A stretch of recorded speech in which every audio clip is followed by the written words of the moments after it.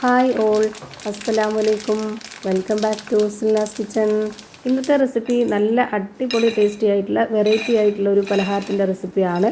Pasta അല്ലെങ്കിൽ macaroni പൊരിച്ചെടുത്തിട്ടുള്ളതാണ്. നല്ല ടേസ്റ്റാണ്.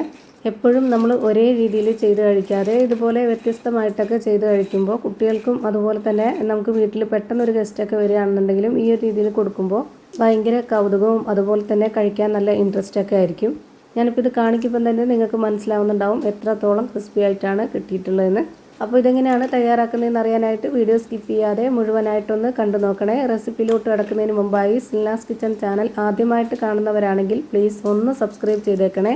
ഒപ്പം തന്നെ ഈ വീഡിയോസ് നിങ്ങൾക്ക് ഇഷ്ടപ്പെടുകയാണെങ്കിൽ ഒരു ലൈക്ക് ചെയ്ത് ഷെയർ ചെയ്ത് സപ്പോർട്ട് ചെയ്യാനും മറക്കരുത്. ഇനി നമുക്ക് ഇതെങ്ങനെയാണ് തയ്യാറാക്കുന്നതെന്ന് നോക്കാം.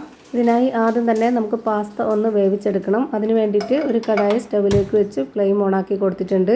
ഇനി ഇതിലേക്കൊരു 2.5 കപ്പ് അളവിൽ വെള്ളം ഒഴിച്ച് കൊടുക്കുന്നുണ്ട്.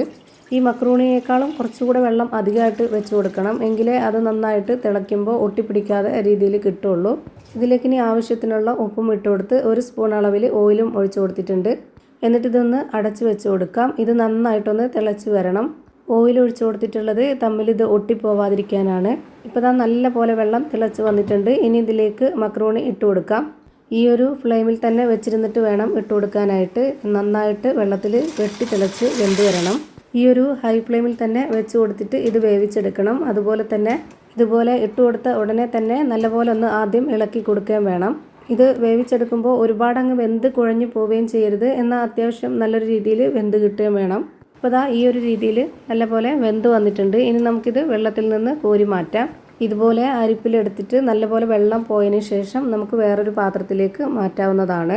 ഇതേപോലെ തന്നെ മക്രോണി വെച്ചിട്ട് നല്ല ടേസ്റ്റി ആയിട്ടുള്ള ഒരു അടിപൊളി സ്വീറ്റിൻ്റെ അതായത് പായസത്തിൻ്റെ റെസിപ്പി തയ്യാറാക്കി മുൻപ് തന്നെ ഈ ഒരു ചാനലിൽ അപ്ലോഡ് ചെയ്തിട്ടുണ്ട്. ആ വീഡിയോസ് കാണാൻ താല്പര്യമുള്ളവർ സിൽനാസ് കിച്ചൺ പാസ്ത പായസം എന്ന് ടൈപ്പ് ചെയ്ത് സെർച്ച് ചെയ്ത് കൊടുത്താൽ ആ വീഡിയോസ് കാണാൻ കഴിയുന്നതാണ്. അതുകൂടി കണ്ടൊന്ന് സപ്പോർട്ട് ചെയ്തേക്കണേ. ഇനി ഇത് ഒരുപാട് അങ്ങ് ചൂടാറുന്നവരെ വെയിറ്റ് ചെയ്യണമെന്നില്ല. ഒരു പകുതി ചൂടാറിയതിന് ശേഷം നമുക്കിതിലേക്ക് 1/4 കപ്പ് അളവിൽ, അതായത് മെഷർമെൻറ്റ് കപ്പിൻ്റെ 1/4 കപ്പ് അളവിൽ 1/4 കപ്പോളം അരിപ്പൊടിയും, വറുത്ത അരിപ്പൊടിയാണ് ഇട്ട് കൊടുത്തിട്ടുള്ളത്. പിന്നെ കോൺഫ്ലവർ പൊടിയും കൂടെ ഇട്ട് കൊടുക്കണം. അരിപ്പൊടി ഇട്ട് കൊടുത്ത അതേ അളവിൽ തന്നെ കോൺഫ്ലവർ പൊടിയും ഇട്ട് കൊടുക്കണം. പിന്നെ ഇതിലേക്ക് ഇതേപോലെ 1 സ്പൂൺ അളവിൽ 1 സ്പൂൺ മുളക് പൊടി, 1 സ്പൂൺ കായത്തിൻ്റെ പൊടി, 1/4 സ്പൂൺ അളവിൽ മഞ്ഞൾപ്പൊടി, ആവശ്യത്തിനുള്ള ഉപ്പ്, ഇത്രയും ഇട്ട് കൊടുത്തതിന് ശേഷം നല്ല പോലെ ഇതെല്ലാം കൂടെ നന്നായിട്ടൊന്ന് യോജിപ്പിച്ചെടുക്കാം. ഇപ്പോൾ നന്നായിട്ട് മിക്സ് ചെയ്തെടുത്തിട്ടുണ്ട്. ഇനി അടുത്തതായിട്ട് ഇതൊന്ന് ഫ്രൈ ചെയ്തെടുക്കണം. അതിനായിട്ട് സ്റ്റവിലേക്ക് ഒരു കടായി വെച്ച് കൊടുത്തിട്ടുണ്ട്. അതിലേക്ക് കുറച്ച് ഓയിൽ ഒഴിച്ച് കൊടുക്കാം.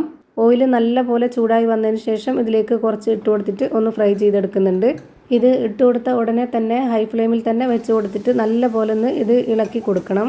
വീണ്ടും എണ്ണ നല്ല പോലെ തിളച്ച് വരുന്ന സമയത്ത് ഒരു മീഡിയം ഫ്ലെയിമിലേക്ക് മാറ്റണം. എന്നിട്ട് ഇത് കുറച്ച് നേരം വേവാനായിട്ട് ഇട്ടിരിക്കണം. ഒരു പകുതി വേവായി കഴിഞ്ഞ് കഴിഞ്ഞാൽ പിന്നെ നമുക്കിതിലേക്ക് വറ്റൽമുളക് ഇട്ട് കൊടുക്കാം. ഒരു 4 വറ്റൽമുളക് കട്ട് ചെയ്തിട്ട് ഇതിലേക്ക് ഇട്ട് കൊടുത്തിട്ടുണ്ട്. അതുപോലെ തന്നെ ഒരു 6-7 അല്ലി വെളുത്തുള്ളിയും ഇട്ട് കൊടുക്കുന്നുണ്ട്. പിന്നെ കുറച്ച് കറിവേപ്പിലയും കൂടെ ഇട്ട് കൊടുത്തതിന് ശേഷം ഇതിൻ്റെ കൂടെ ഒന്നിച്ചിങ്ങ് ഫ്രൈ ചെയ്തിട്ട് എടുക്കാവുന്നതാണ്. അപ്പോൾ ആ ഒരു വറ്റൽമുളകിൻ്റെയും വെളുത്തുള്ളിയുടെയും കറിവേപ്പിലയുടെയൊക്കെ നല്ല മണവും ആ ഒരു ടേസ്റ്റൊക്കെ എണ്ണയിൽ കിട്ടും. അതുപോലെ തന്നെ ഇത് ഫ്രൈ ചെയ്ത് കോരിയതിന് ശേഷം അടുത്തത് നമ്മൾ ഇട്ട് കൊടുക്കുമ്പോൾ അതിൽ ആ ഒരു മണവും ടേസ്റ്റൊക്കെ ഉണ്ടാവും. ഇപ്പോൾ അത് നന്നായിട്ട് ഫ്രൈ ആയി കിട്ടിയിട്ടുണ്ട്. ഇനി നമുക്കിത് എണ്ണയിൽ നിന്ന് കോരി മാറ്റാം. വൈകിട്ടൊക്കെ ചില സമയത്ത് നമുക്ക് കറുമുറാന്ന് കഴിക്കാനൊക്കെ ഭയങ്കര ആഗ്രഹമായിരിക്കും. അങ്ങനെയുള്ള ടൈമിൽ ഇതുപോലെ ഒന്ന് ട്രൈ ചെയ്ത് നോക്കുക. കുട്ടികൾക്കും വലിയവർക്കൊക്കെ ഒരുപാട് ഇഷ്ടമാവും. ഞാനിപ്പോൾ ഇവിടെ എല്ലാം ഫ്രൈ ചെയ്ത് ഒരു പാത്രത്തിലേക്ക് മാറ്റിയിട്ടുണ്ട്.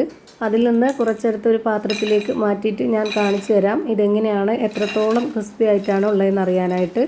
ഇത് നമുക്ക് അത്യാവശ്യത്തിനെടുത്ത് കഴിച്ചതിന് ശേഷം പിന്നെ നമുക്കൊരു പ്ലാസ്റ്റിക് കവറിലോ അല്ലാന്നുണ്ടെങ്കിൽ പ്ലാസ്റ്റിക് ടിന്നിലോ എയർ ടൈറ്റ് ആയിട്ട് അടച്ച് വെച്ചിരുന്ന നമുക്ക് ഒരാഴ്ച വരെയൊക്കെ വെച്ചിരുന്നിട്ട് കഴിക്കാവുന്നതാണ്.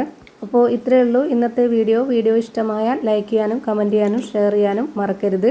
അതുപോലെ തന്നെ ഞാനിടുന്ന പുതിയ വീഡിയോസ് നോട്ടിഫിക്കേഷനായിട്ട് കിട്ടുന്നതിന് വേണ്ടി സബ്സ്ക്രൈബ് ചെയ്ത് ബെല്ലൈക്കൺ അമർത്തി അതിൽ ഓൾ എന്ന ഓപ്ഷൻ എനേബിൾ ചെയ്ത് കൊടുക്കാനും മറക്കരുത്. പുതിയൊരു വീഡിയോയുമായി വീണ്ടും വരും. Thank you for watching.